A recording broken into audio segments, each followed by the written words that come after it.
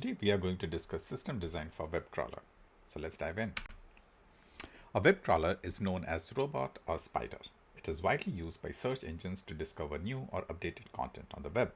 Content can be web page, an image, a video or PDF file, etc. A web crawler starts by collecting a web page and then follows the links on those pages to collect new content. So here is what it looks like pictorially. So the left hand side, as you can see, you have let's say the seed URLs as a.com, b.com and c.com. And then the crawler would visit each of those pages and extract URLs. So for example, from A, it could be lime.com, peach.com, mango.com, and it goes further. So a crawler is used for many purposes. A search engine indexing would be one. Then it could be web archiving, web mining, and web monitoring. Now, before we go any further, let's remind ourselves of the design discussion framework. So first, we should establish the problem statement. Then we should get alignment on the requirements, which could be back of the envelope calculation, some napkin maths. Then we should agree on some tenets and variants. We should also, set expectations around system correctness and operational requirements and discuss in and out of the scope.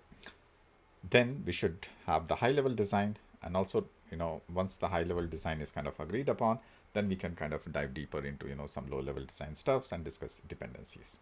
If time permits, we could also discuss operational readiness requirements, for example, metrics, experiments, security, and durability aspects of the system. And finally, release strategy, depending on, what kind of system we are designing. So let's establish the design scope. So the basic algorithm for a web crawler is pretty simple. Given a set of URLs, download all the web pages addressed by that URL.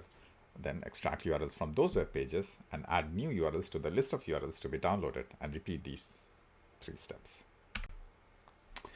So it'll be good to potentially clarify the requirements here. So for example, in this case, we might be looking at search engine indexing, 1 billion pages per month, support HTML pages. We should consider only the newly added or edited web pages. We should store downloaded content for 5 years, and duplicate content should be ignored. Now, what might be the characteristics of a good web crawler? Scalability is one of them. For example, the web is really large. There are billions of web pages out there, and web crawling should be extremely efficient using parallelization. Then robustness, the web is full of traps, bad HTML, unresponsive servers, crashes, malicious links, etc. All are common. The crawler must handle all those edge cases. Then politeness, the crawler should not make too many requests to a website within a short interval of time. And then extensibility. The system is flexible so that the minimal changes are needed to support new content types. For example, if you want to crawl images in the future, you should not need to redesign the entire system. Let's do some napkin maths. Assume 1 billion web pages are downloaded every month. The QPS would be around 400 pages per second. The peak QPS might be, let's take 2x of that, which is 800 requests per second, and assume the average web page size is 500 KB. So 1 billion page into 500 KB is around 500 terabytes storage per month. Assuming data is stored for 5 years, which amounts to around 30 petabytes. So here is the high-level design of the system. On the most left-hand side, you can see like seed URLs. Then you have a URL frontier, then HTML downloader, which connects to DNS resolver, and then it grabs the content, parses the content. And if the content is already seen, then it ignores it. Otherwise, the content is stored, and then the links are extracted, URLs are filtered.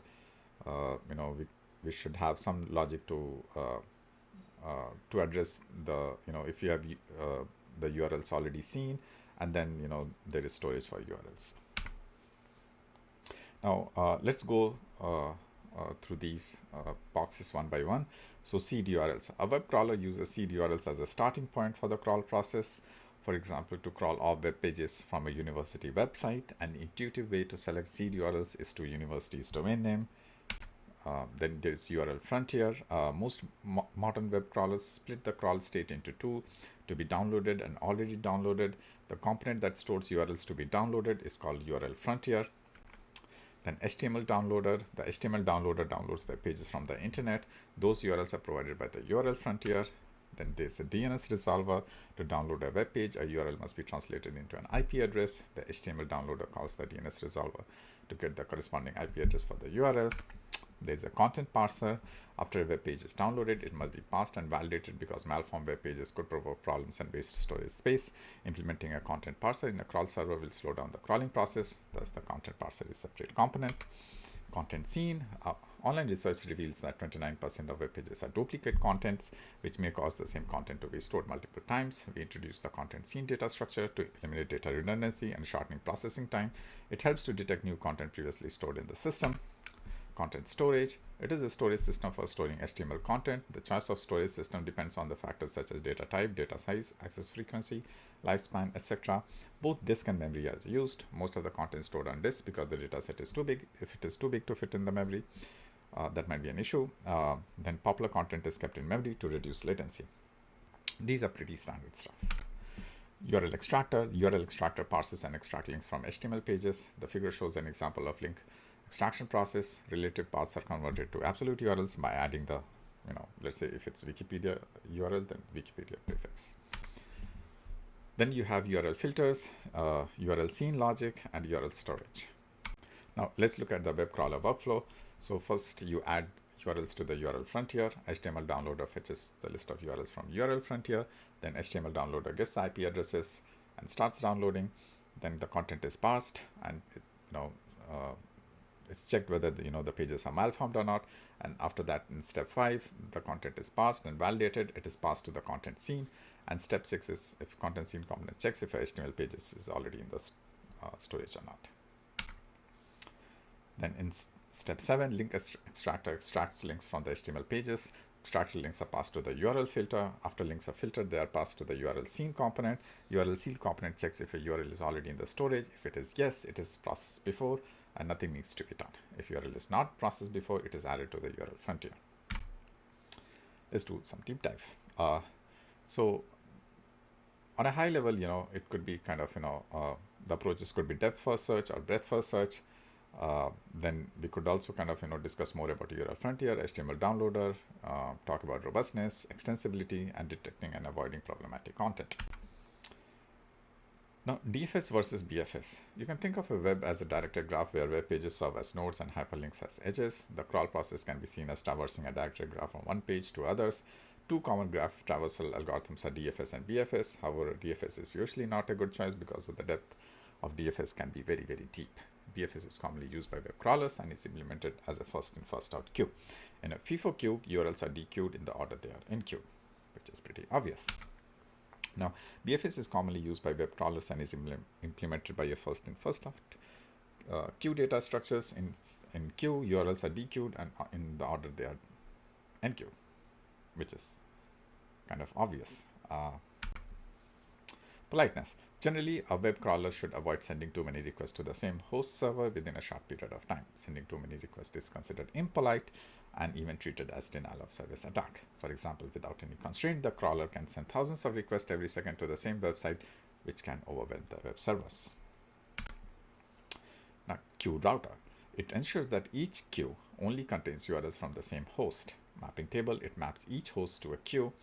FIFO queues, B1, B2, Bn, which contains URLs from the same host. And there's a queue selector where each worker thread is mapped to a queue and it only downloads URL from that queue. The queue selection logic is done by the queue selector. And the worker threads 1 to n. A worker thread downloads web pages one by one from the same host. A delay can be added between two download tasks. Now, prioritizer. It takes URLs as input and computes the priorities.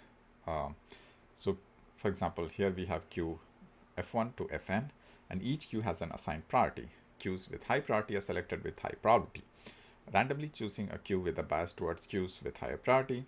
And the figure presents the URL frontier design, and it contains two modules: front queues, which manages prioritization, and back queues, which manages politeness. Freshness. Web pages are constantly being added, deleted, and edited. A web crawler must periodically recrawl downloaded pages to keep our data fresh. Recrawl all URLs in time and consuming and resource, which is time consuming and resource intensive. Few strategies to optimize freshness are listed below. We could recrawl based on the web page's update history, or reprioritize URLs and recrawl important pages first and more frequently. Extensibility. So the system should be in general extensible. And for example, here PNG downloader module could be plugged into download PNG files. Web monitor module could be added to monitor the web and prevent copyright and trademark infringements. In terms of dealing with redundant content, nearly 30% of web pages are duplicates, as we have discussed previously. So hashes and checksums could be used to detect duplication, which we are not discussing here. Then spider traps. A spider trap is a web page that causes a crawler in an infinite loop. For instance, an infinite deep directory structure could be as follows. Spider trap example, foobar, foobar, foobar. Such spider traps can be avoided by setting a maximum length of URLs. There could be more discussion points around web crawler design, some of which could be server-side rendering. Numerous websites use scripts like JavaScript, Ajax, etc. to generate links on the fly. If you download and parse web pages directly, it will not be able to retrieve dynamically generated links. To solve this problem, we perform server-side rendering, also called dynamic rendering, first before parsing a page. Filter out unwanted pages. With finite storage capacity and crawl resources, an anti-spam component is beneficial in filtering out the low quality and spam pages.